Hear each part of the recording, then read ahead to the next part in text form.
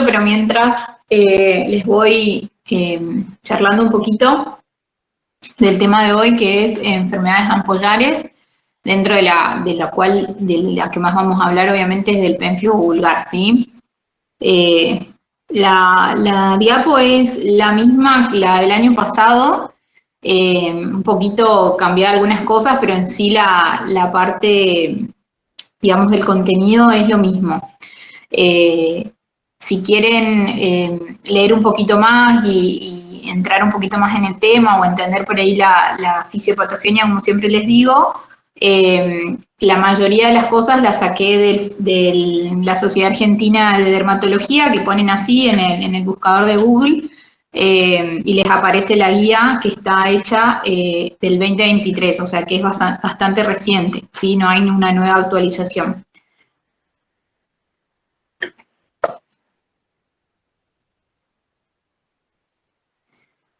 Bueno. Vamos a empezar. Chicos, si tienen alguna duda o lo que sea, anotan la pregunta y al final de la clase me hacen la pregunta, ¿sí? Así no interrumpimos y por ahí terminamos un ratito antes. Bueno, como les decía, las enfermedades ampollares, dentro de las cuales está el pérfido vulgar, como definición siempre les digo que es lo más importante o para que ustedes entiendan, siempre definan lo que están estudiando. Entonces dentro del pérfido como general está dentro de las enfermedades ampollares crónicas y autoinmunes, ¿sí? Que afectan tanto piel como mucosas. Histológicamente, esto es lo que nos va a decir el patólogo, es lo que se caracteriza es la acantolisis o la separación celular secundaria a la presencia de autoanticuerpos contra antígenos que son los desmosomas o que forman parte de los desmosomas, ¿sí? Ahí les puse una fotito de dónde estaría la lesión elemental en el caso del pénfigo. Acuérdense que en el pénfigoide, a diferencia del pénfigo, la ampolla es subepidérmica y acá en este caso es intraepidérmica. Igual después lo aclaramos de nuevo. La clasificación del pénfigo los podemos clasificar en profundos y superficiales y en variedades especiales, ¿sí? Dentro de los profundos, acá quedó mal la diapo porque en realidad es, dentro de los profundos, es decir, que afectan las capas más profundas de la epidermis, tenemos al pénfigo vulgar y al pénfigo vegetante, o sea, son esos dos tipos, ¿sí? Y dentro del pénfigo vegetante tenemos al tipo Newman y al tipo Alopup, ¿sí? No me interesa que se acuerden los nombres propios, ¿sí? Pero sí que sepan que hay dos tipos en el profundo, el pénfigo vulgar, que es el más frecuente, y el vegetante. Después, si nos vamos a los superficiales, tenemos al pénfigo foliáceo, localizado, o al fogo salvaje, que es otra variedad de pénfigo superficial. Y dentro de las variedades especiales tenemos el pénfigo herpetiforme, que mezcla un poco de pénfigo y un poco de la dermatitis herpetiforme, que es la enfermedad de Durin, acuérdense de la celiaquía, pénfigos inducidos por drogas, los pénfigos paraneoplásicos y los pénfigos por IgA. Epidemiológicamente se da tanto en hombres como en mujeres, no hay una diferencia en ese sentido entre los 40 y los 60 años, y sí es muy raro encontrar pénfigos en los niños. Los factores de riesgo tenemos obviamente la parte genética, ¿sí? Del paciente, la predisposición genética, están asociados a los complejos de histocompatibilidad, sobre todo al H2, al complejo mayor histocompatibilidad tipo 2, que tampoco me interesa que se sepan los alelos y demás, y factores desencadenantes, como por ejemplo el estrés, los fármacos, dentro de los cuales la cefalosporina es una de ellas, los virus, la radiación ultravioleta, ciertos alimentos, ¿sí? Acuérdense que en lo que es dermatología, nosotros la piel, y más se ha visto en los últimos años que se ha estudiado o se está estudiando mucho más, todo lo que es la piel, el sistema nervioso y el sistema inmune, están muy conectados, ¿sí? Se lo conoce como un sistema funcional neuroinmunocutáneo. Por eso muchas de las enfermedades que se manifiestan en piel tienen un desencadenante de estrés emocional o de estrés por algún motivo, y la parte inmunológica porque está mediado siempre por la parte inmunológica, ¿sí? Y dentro del subtipo de todos los que hablamos, el más frecuente es el pénfigo vulgar. Bueno, hablando de cómo, por qué se produce el pénfigo, cuál es la causa, lo que se tienen que acordar sí o sí es que la estructura epidérmica mayormente implicada o primariamente implicada en el pénfigo es el desmosoma, ¿sí? Que la función de estos desmosomas es el mantenimiento de la unión entre los queratinocitos de las diferentes capas de la epidermis, ¿sí? Estos desmosomas están formados, ahora los vamos a ver, por diferentes tipos de estructuras, de proteínas transmembranosas, intraplasmáticas, ¿sí? O sea, y todas estas forman en sí todo ese desmosoma, toda esa estructura de unión, que en algún punto por estos autoanticuerpos se ven afectados y empieza a aparecer la patología, ¿sí? Los anticuerpos que se forman son IgG, ¿sí? Son anticuerpos tipo IgG sobre esta superficie de los queratinocitos, sobre estas estructuras, digamos, ¿sí? Entonces, como les decía, el desmosoma y su función básica es unir el citoesqueleto de la queratina, de un queratinocito, de una célula, a la célula que está por encima, por debajo, por al lado de él, ¿sí? Entonces une célula y célula. Ese desmosoma, esa estructura de unión, está formada por tres tipos principales de moléculas: las caderinas, los filamentos de queratinas y las plaquinas, ¿sí? Dentro de las caderinas, nosotros tenemos dos estructuras, que una es la desmogleína y otra es la desmocolina, que la tienen ahí abajito. A ver si puedo... a ver si... No puedo hacer... Pero bueno, ahí están marcaditas abajo. La desmogleína y la desmocolina forman parte o son las dos proteínas, digamos, fundamentales dentro de estas caderinas, y la placoglobina, la periplaquina, la desmoplaquina están dentro de las proteínas intramembranosas o intracitoplasmáticas, que son las plaquinas, dentro de la familia, digamos, de las plaquinas, ¿sí? Entonces, ¿qué estructura se ve afectada o contra qué anticuerpos, contra qué estructura hay en el pénfigo? Contra la desmogleína, que es una de las tres moléculas por las cuales se forma este desmosoma, ¿sí? Esta desmogleína tiene tres isoformas, la desmogleína 1, la 2 y la 3. Entonces, de acuerdo al anticuerpo esté afectando a la desmogleína 1, a la 2 o a la 3, es el daño que va a generar tanto en piel como en mucosas, ¿sí?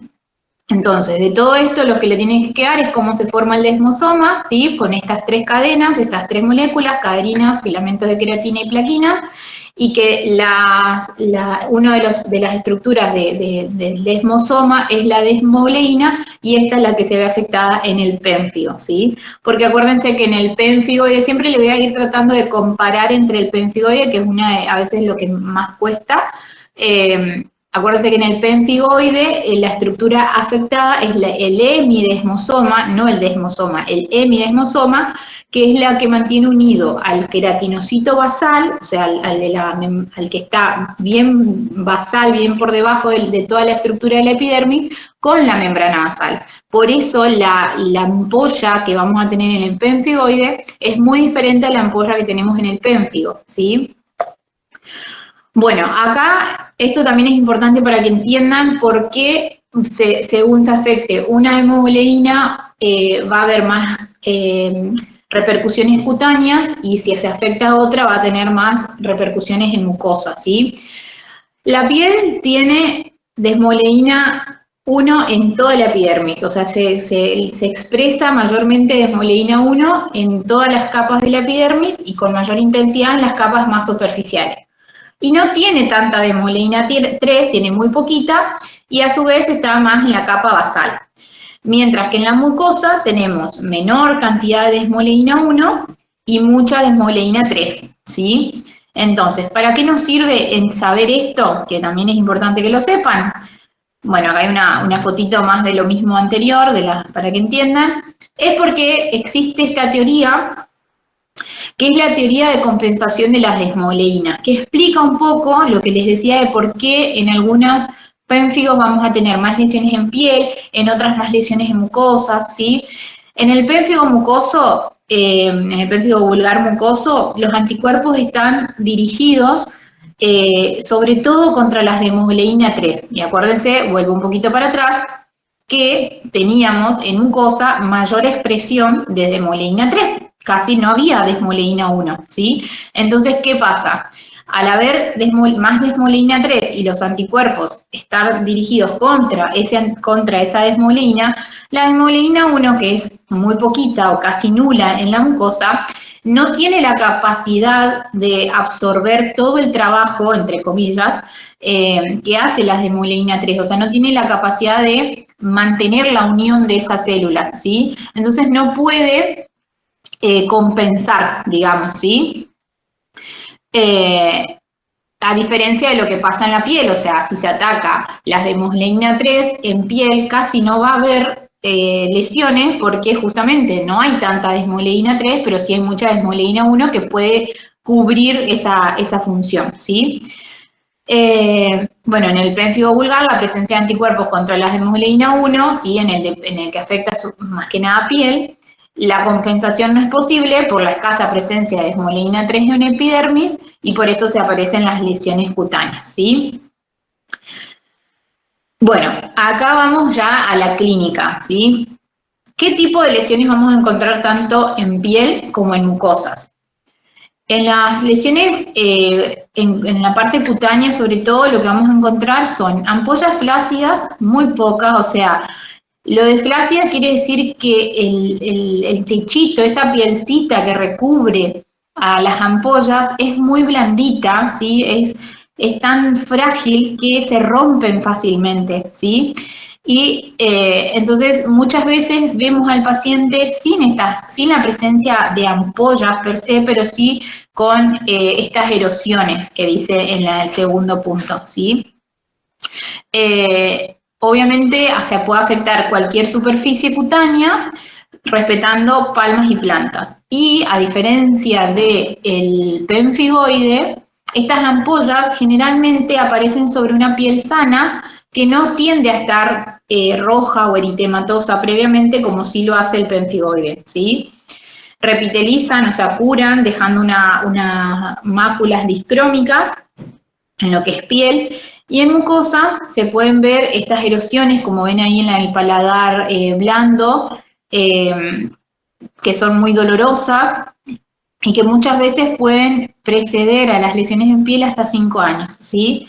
También se puede afectar, la parte faríngea, o sea, podemos ir más abajo, ¿sí? Y bueno, obviamente afectarse esófago, duodeno, la zona anal, nasal, bulbo vaginal, o sea, si revisamos al paciente debemos tener en cuenta que puede estar afectado toda la estructura, ¿sí? ¿Qué diagnósticos diferenciales, sobre todo de las mucosas orales, tenemos que tener en cuenta en estos pacientes?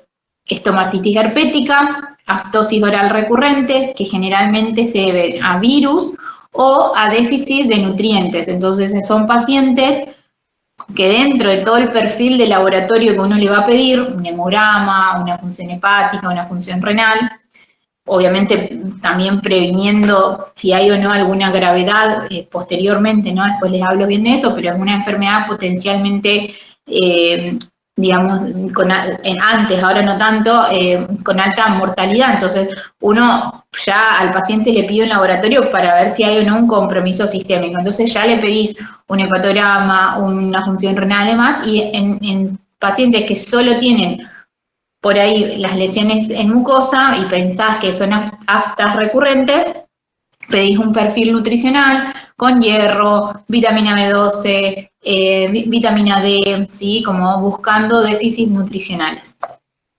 Ahí un poquito más de cerca las fotitos.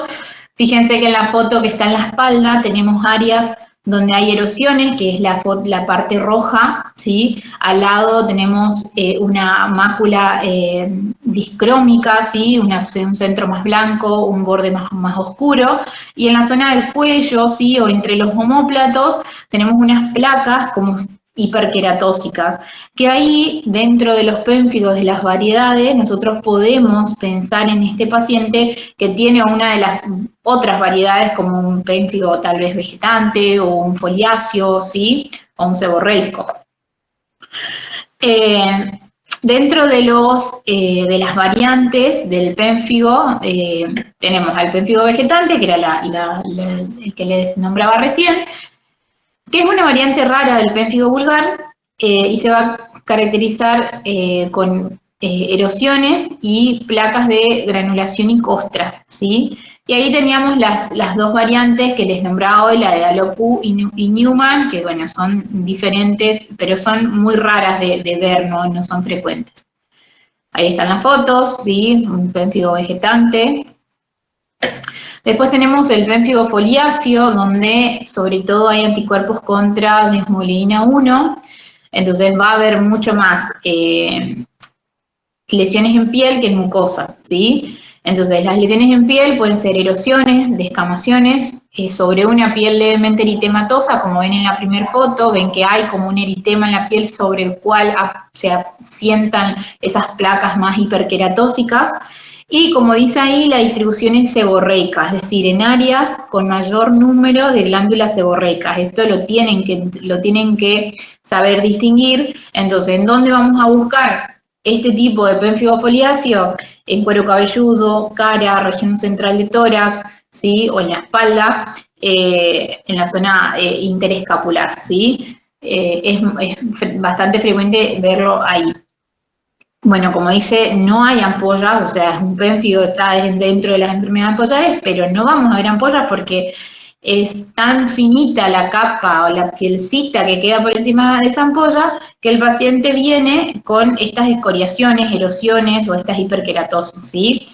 Pueden tener olor fétido, ¿sí? El paciente puede acercarse y uno puede sentir como un olor raro, bueno, la formación de costras y el signo de Nikolsky positivo. Las mucosas, como les dije hoy, estaban respetadas y puede haber afección de uñas con onixis y perionixis, que acuérdense que eso es la inflamación o la infección, la onixis de la lámina unguial y la perionixis de la piel periunguial, ¿sí? Como de los costaditos de las uñas, ¿sí? Y bueno, muchos pacientes o algunos de los pacientes pueden presentar una alopecia cicatrizal, digamos, por producto de esta inflamación. Otra variante es el pénfigo eritematoso, ¿sí? Que también se conoce como síndrome de Zinner-Ayer.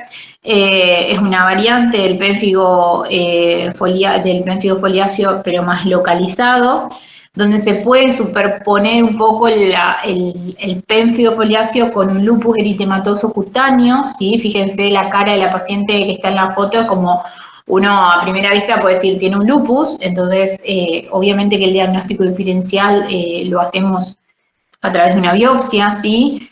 La clínica son las lesiones costrosas con distribución seborreicas, similares a un lupus discoide.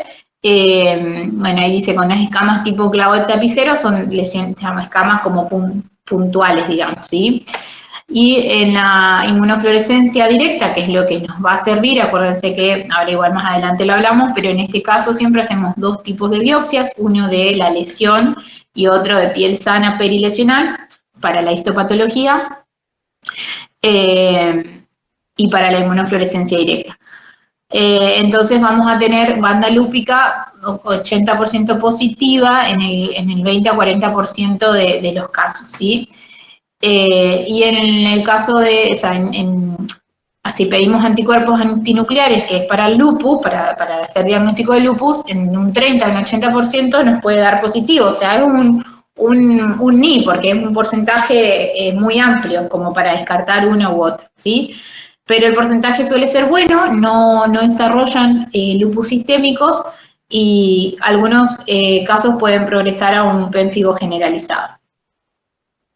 Bueno, como les decía hoy, el pénfigo herpetiforme es una de las maneras, también unas variantes raras o especiales, ¿sí? Que combina la clínica de la enfermedad de During o de la dermatitis herpetiforme con una inmunofluorescencia directa del pénfigo, ¿sí? Y puede virar o cambiar de un pénfigo herpetiforme a un foliáceo o a un vulgar, ¿sí? Siempre pueden evolucionar estos pacientes. Y la clínica es esto, es como una variedad, una mezcla entre un pénfigo herpetiforme, una dermatitis herpetiforme, ¿sí? Puede haber placas eritematosas, urticarianas, puede haber vesículas, que acuérdense que es más característico de la dermatitis herpetiforme, ampollas pequeñas, ¿sí? El Nikolsky es negativo, tienen bastante prurito, que es característico de la dermatitis herpetiforme, y tienen un buen estado general con mucosas respetadas. Después tenemos el pénfigo inducido por fármacos, que generalmente los fármacos que están asociados son fármacos que tienen en su estructura molecular un grupo tiol o un grupo amida, ¿sí? Generalmente el grupo tiol está justamente en las penicilaminas, en el captopril, y el grupo amida está, por ejemplo, en el enalapril, la penicilina, cefalosporina, ¿sí? Rifampicina. Entonces, pacientes que usan habitualmente enalapril o que pueden desencadenar un pénfigo secundario a medicación. Y la clínica es similar al pénfigo foliáceo. El pénfigo por IgA, caracterizado por ampollas interepiteliales autoinmunes, básicamente la clínica es la misma, ¿sí? Pero lo que nos diferencia es, por un lado, la histopatología, pero fundamentalmente, que lastimosamente acá en Concepción del Uruguay no tenemos, es la inmunofluorescencia directa, ¿sí? Es lo que realmente nos hace el diagnóstico de los diferentes tipos de enfermedades ampollares, ¿sí? Porque es lo que nos va a marcar en dónde se deposita y de qué manera se deposita el complejo de antígeno-anticuerpo. Bueno, no se van a detectar anticuerpos IgG en sangre, obviamente, porque lo que hay es IgA, eso sí, se va a ver, ¿sí? Y en la inmunofluorescencia directa, lo que vamos a tener es depósito de IgA en la superficie de los queratinocitos. Y los pénfigos paraneoplásicos son como los más graves, ¿sí? Porque en realidad lo que hay es hay anticuerpos frente a todas o contra todas las estructuras que forman el desmosoma, ¿sí? O sea, contra las desmoleína 3 y 1, contra la plectina, la desmoplaquina, la periplaquina, o sea, contra todas las estructuras hay anticuerpos, ¿sí? Y se asocia generalmente a neoplasias malignas o a veces benignas, pero generalmente a malignas, ¿sí? Dentro de las cuales, o qué pacientes pueden desarrollar un pénfigo paraneoplásico, pacientes con linfoma no Hodgkin, pacientes con leucemias linfáticas crónicas, con enfermedad de Castleman, que es una enfermedad linfoproliferativa, con timomas, con sarcomas poco diferenciados, ¿sí? Pero sobre todo los linfomas y las leucemias. Bueno, clínicamente en mucosas estas estomatitis, estas erosiones, ¿sí? Que son úlceras, erosiones que van a comprometer toda la orofaringe, pueden comprometer la parte de conjuntivas, y el hallazgo a veces es único, sí, es precoz, y bueno, ya se va generalizando, y hasta que no se resuelva el proceso oncológico no resuelve el pénfigo, ¿sí? Y las lesiones en piel son polimórficas, desde máculas hasta ampollas, erosiones, o sea, no hay un solo tipo de lesión, ¿sí? Para hacer el diagnóstico del pénfigoide paraneoplásico, a veces hay criterios mayores y menores.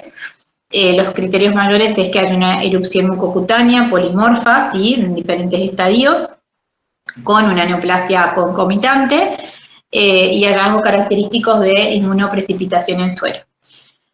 Y en los criterios menores, bueno, obviamente que haya una tinción positiva por inmunofluorescencia indirecta o directa y acantolisis con necrosis, que es importante también porque en un pénfigo normal, ¿sí? Un pénfigo autoinmune normal, no hay necrosis, va a haber la separación de las capas de la piel, de la epidermis, que eso es la acantolisis, pero no va a haber necrosis, o no debería. Bueno, con respecto a cómo hacemos el diagnóstico. El diagnóstico fundamental, la biopsia. Dos tipos de biopsias. La biopsia de la lesión para la histopatología, que acá el patólogo lo que nos hace es decir si hay una ampolla, y esa ampolla es intraepidérmica o subepidérmica, ahí nos abre las aguas, en ese sentido de pénfigos o pénfigoides, ¿sí? O otras enfermedades ampollares intraepiteliales, como recién nombré, la IgA o la dermatitis herpetiforme, etcétera. Y de la piel, bueno, vuelvo para atrás, dentro de lo que es la lesión de la toma de muestra de la lesión tiene que ser un poquito de lesión y un poquito de piel sana, para que el patólogo pueda ver a qué altura se divide la piel, ¿sí?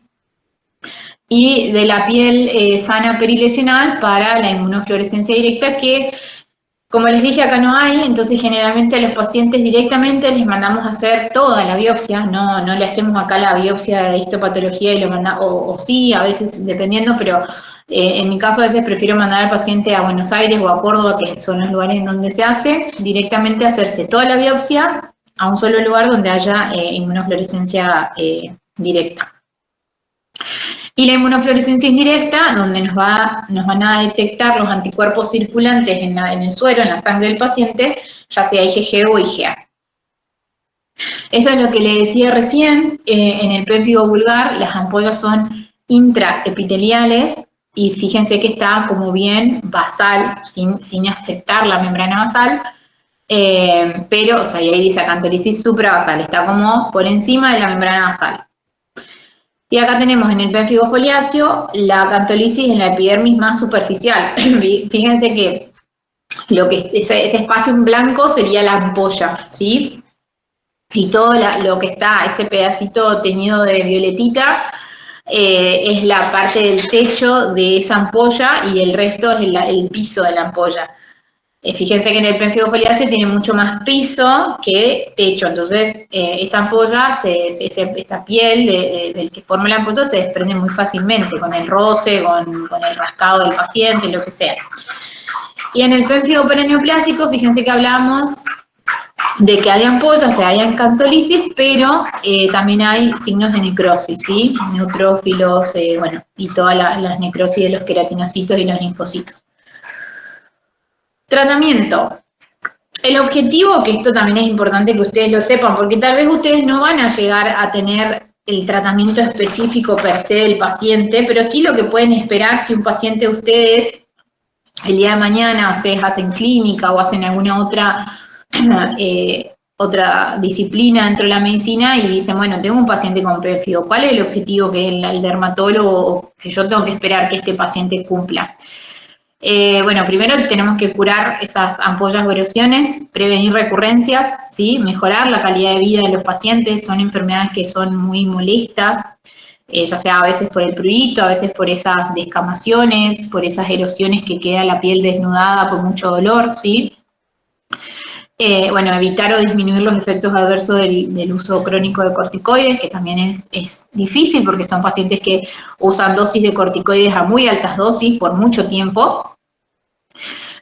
Y como les decía hoy, antes, hace unos, sí, más de 10 años atrás, sí, mucho más, la muerte por pénfigo disminuyó, era de un 75-70% y disminuyó con el uso de corticoides a un 30%, ¿sí? Entonces, sí, no tenemos que demonizar al corticoide porque la verdad que es algo que nos ayuda muchísimo a tratar patologías de los pacientes.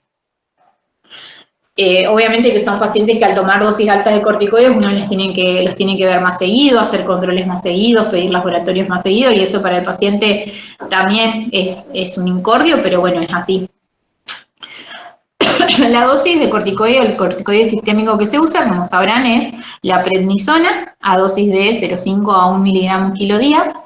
Se inicia generalmente con 60 miligramos día. No se suele usar más, si el paciente pesa más, no se supera de esa dosis, ¿sí? Se trata de mantener como dosis máxima los 60, máximo 80 miligramos día.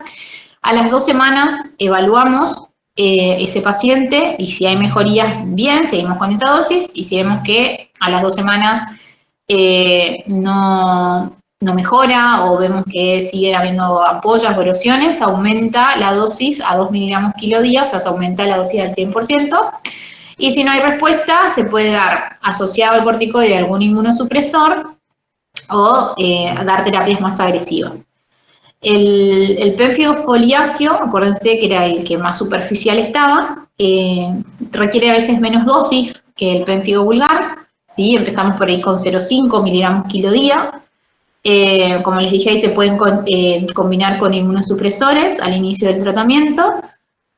Ahí dice la duración del tratamiento es mínimo de 4 a 6 meses. Es eso, mínimo de 4 a 6 meses, porque podemos estar un año o más con la dosis de los corticoides.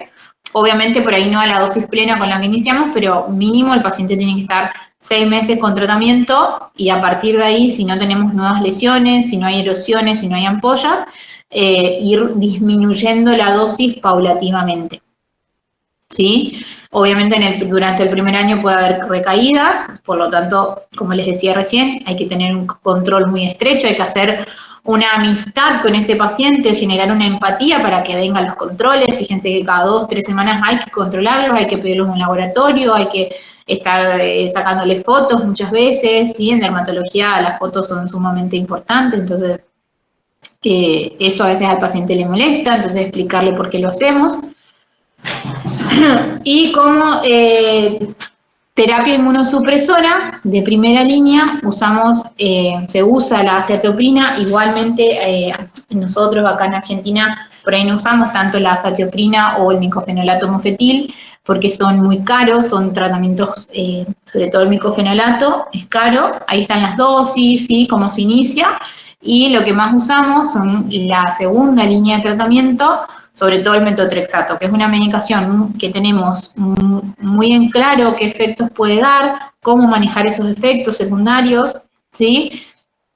Y se inicia con 10 a 20 miligramos por semana. Acuérdense que siempre el metotrexato a los 48 horas asocia el ácido fólico. La ciclofosfamida es otro de los medicamentos que podemos usar. Yo no la suelo usar mucho, a mí me resulta muy bien el metotrexato. Y lo último, lo más nuevo que hay es, o que hubo, digamos, en su momento, fue el rituximab, que son pacientes que no podemos bajarles el corticoides porque en cuanto lo empezamos a bajar hace un rebrote y se les hace tratamiento con rituximab. Tampoco tuve la necesidad de hacerlo. He tenido pacientes que me han contado que en algún momento tuvieron pénfigo y que han tenido que usar rituximab. Las tetraciclinas se usa mucho como acción antiinflamatoria, la doxiciclina, la aminociclina, ¿sí? Porque, bueno, justamente ayuda con su acción antiinflamatoria a disminuir el uso alto de los corticoides, ¿sí? Después podemos usar inmunoglobulina y dapsona. El tratamiento de soporte adicional, como les decía hoy, a veces podemos o debemos en algunos pacientes en lesiones que están por ahí, están muy hiperqueratóxicas o que no terminan de cicatrizar y son aisladas, entonces le vamos bajando el corticoide, pero hay alguna lesión un poco más rebelde, podemos hacer corticoide intralesional como la triamcinolona, que se aplica cada 15 días o una vez por mes. Los corticoides de alta potencia o inhibidores de calcinuria en gel orobase, sobre todo para lesiones en mucosa, ¿sí? Se generan formulaciones magistrales, no vienen geles de orobase ya con la medicación, entonces se mandan a formular a las farmacias donde hacen preparados magistrales. Y se les puede agregar por ahí, por el dolor, una lidocaína en gel o algo de eso, como para que, además de la medicación, también tengan algún analgésico y de esa manera mejorar el dolor. En las lesiones erosivas se pueden, obviamente, dar emolientes o compresas, analgésicos vía oral, geles con anestésicos, cuidado dental, ni más está decirlo, o sea, pacientes que tienen una mala dentadura, ¿sí? Es muy importante. Y como les decía hace un ratito, digamos, ¿en qué basamos el hecho de decir vamos bajando la dosis de los corticoides? Principalmente en la clínica, ¿sí? Es decir, pacientes que ya no tienen más erosiones, que no tienen más ampollas, que están mejor, vamos bajando paulatinamente cada 2 semanas la dosis de los corticoides, o según el dosaje de las desmoleína por ELISA, que obviamente en Argentina no se hace porque es muy caro. Y bueno, y como les decía, va a depender la discontinuación del corticoide de la remisión completa o de la dosis mínima de corticoide que el paciente esté usando. Y como les dije, pueden ser suspendidos luego de 6 a 12 meses después de llegar a la remisión completa y aún así puede haber recaídas si se vuelven a reiniciar, ¿sí? Bueno, eso es todo de la clase.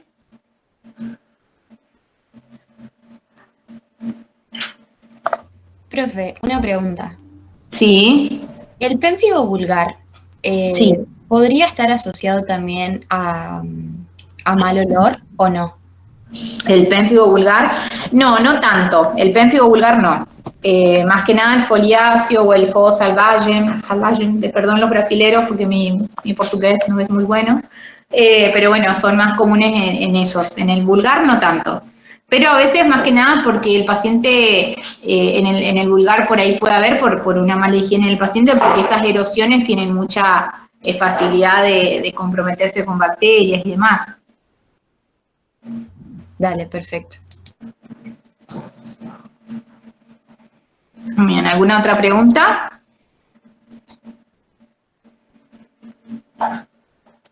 En la guía de la SAT está muy lindo, la verdad que está clarito y está bien explicada la fisiopato para que entiendan todo esto de la desmoleína, la desmocolina, las uniones, que está bueno. No, por ahí yo no pretendo que se sepan tal cual, pero sí para que lo entiendan, porque a veces entender lo que uno está estudiando es más fácil aprenderse después la clínica o algo porque uno entiende cómo está formado y es lo mismo que le decía, las clases, las primeras clases o las clases de cuarto año, cuando hablamos de cómo está, qué es el queratinocito, cómo está formada las capas del epidermis, el queratinocito basal unido a la membrana basal, entonces volver a repasar un poco eso y el tipo de unión que hay entre esas células para poder entender la fisiopatología de esto, ¿sí? No porque el día de mañana en una pregunta examinada, pero y además ustedes ahí con eso van a entender por qué tenemos más lesiones en piel en uno que en otro, o por qué la ampolla de uno es más resistente y el paciente viene con la ampolla y en otro no, solamente vemos erosión. Entonces, un poco para que entiendan esa parte, ¿sí? Por si les toca en algún momento un caso clínico o en un oral alguna pregunta, va a ir dirigido a eso, no a que me digan cómo es la unión del desmosoma, cómo está formado. ¿Sí? Bueno, si no hay ninguna pregunta más, son libres, pueden irse, tranquilos.